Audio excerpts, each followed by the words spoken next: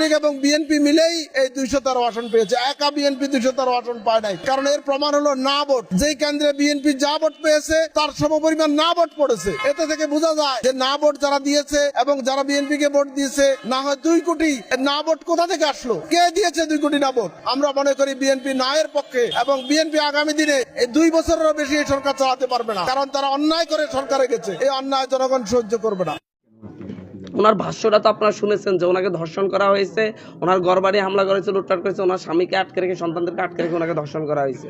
সুতরাং ওনার এটা তো হচ্ছে হসপিটালের মেডিকেল টিম কাজ করার কথা ছিল, পুলিশ এসে ওনার জবানবন্দি নেওয়ার কথা ছিল। এখন পর্যন্ত পুলিশ জবানবন্দি নেয় নাই।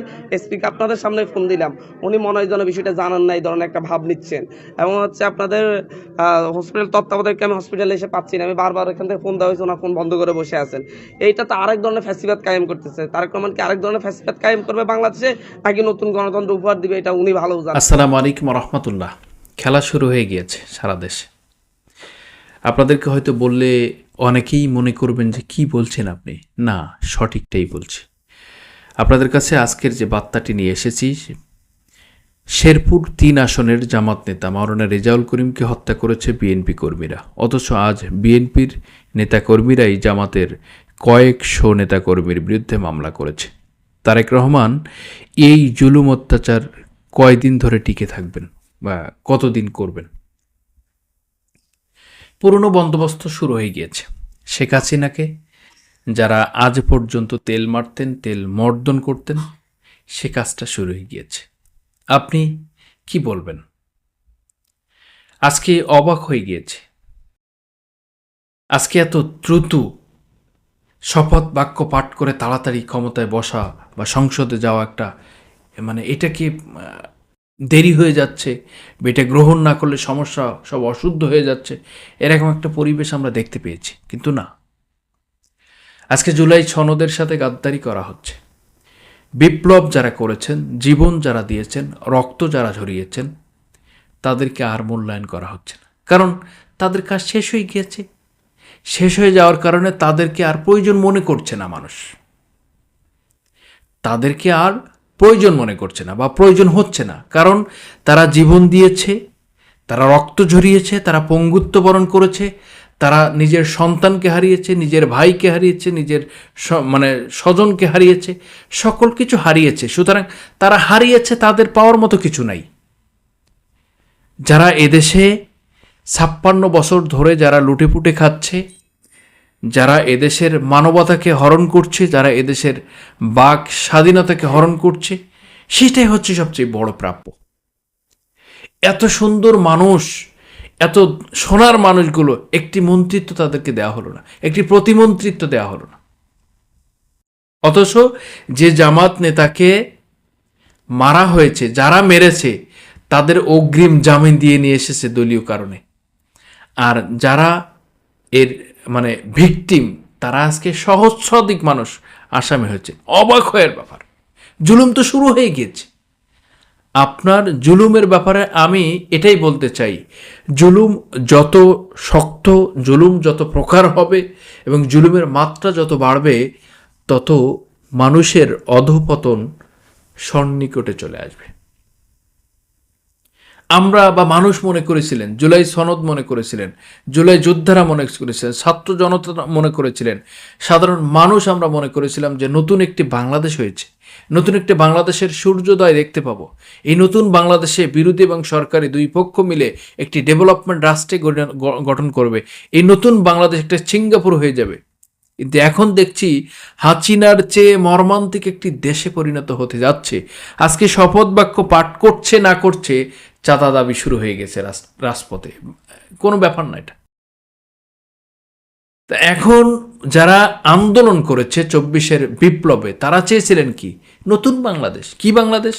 বৈষম্যহীন এবং দুর্নীতিমুক্ত, ইনসাফপূর্ণ একটি সমাজ, ন্যায় পরায়ণ এবং একটা আদর্শ এবং সকলের সুশাসন, সুবিচার, এইটার বাস্তবতা নিয়ে এবং শিক্ষার সকল কাঠামোকে শক্তিশালী করে বাংলাদেশ গড়ার প্রত্যয় তারা দেখেছিলেন।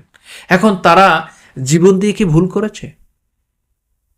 তারা এতগুলো মানুষ রক্ত ঝরিয়ে কি ভুল করেছে? এখনো অনেক মা আছে তার সন্তানকে পায় নাই, অজ্ঞাত লাশ কোথায় দাফন করা হয়েছে, মাটি চাপা দেওয়া হয়েছে, আল্লাহই জানে। তার সন্তানকে এখনো পায় নাই। স্বজন হারারা এখনো, সন্তান হারারা এখনো তার কান্না থামাতে পারে নাই। তাদের সাথে বেঈমানি, তাদের সাথে জুলুম, তাদের সাথে অন্যায় অবিচার।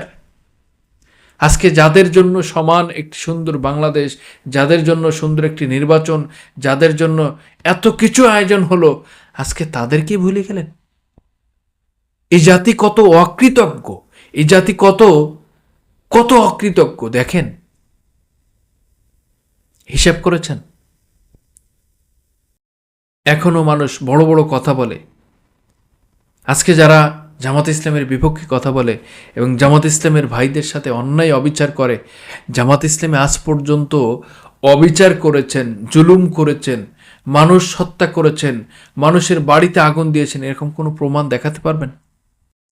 জামাত ইসলাম আজ পর্যন্ত কারোর টেন্ডারবাজি করছেন, দখলবাজি করেছেন, কারোর পাকা ধান কেটে নিয়ে গেছেন, কারোর জমি দখল করেছেন, কারোর মাছের ঘের দখল করেছেন, এই ধরনের কোনো প্রমাণ আপনার কাছে আছে? জামাত ইসলামে কোনো কমান্ড দিয়েছেন, সেই কমান্ড আপনি মানেন নাই বা এই কমান্ড মানে নাই, এমন একটি প্রমাণ কি আপনার কাছে আছে? আছে আপনার কাছে? সারা বাংলাদেশে জামাত নেতাদেরকে বহিষ্কার বসিয়ে দেওয়া হলো যে তোমার পরিবর্তে উনি আসবে, ওনার পরিবর্তে উনি দাঁড়াইবে এই আসনে। কখনো হরতাল মিছিল মিটিং করতে দেখেছেন আপনি? যে জ্বালাও পোড়াও শুরু হয়ে গেছে।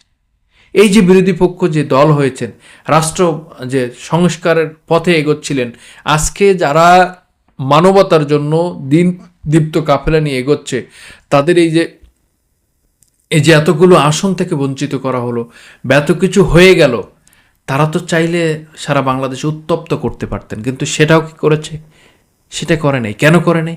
নতুন বাংলাদেশ স্বপ্ন দেখেছিলেন যারা, এবং যারা জীবন দিয়েছেন, যারা এখনো পর্যন্ত গাজী হয়ে পঙ্গুত্ব বরণ করেছেন, তাদের এই স্বপ্ন বাস্তবায়নের জন্য জামাত ইসলামী কিন্তু কোনো উত্তপ্ত বা পুরনো দিনে ফিরে যায় নাই। এতখানি মেধা, এতখানি বুদ্ধি, এত সিস্টেম যদি না বোঝা থাকে, তাহলে আগামীর বাংলাদেশ কিভাবে উন্নয়ন হবে, কিভাবে উন্নয়নশীল একটা রাষ্ট্রে পরিণত হবে? আপনি বুঝছেন এটার বিষয়? অবশ্যই বুঝছেন। আপনি আপনার ব্যক্তিত্ব মতামতটি আমাদের কাছে জানাবেন। দেখা হবে আগামী ভিডিওতে। সে পর্যন্ত ভালো থাকুন। আসসালামু আলাইকুম ওয়া রাহমাতুল্লাহি ওয়া বারাকাতুহু।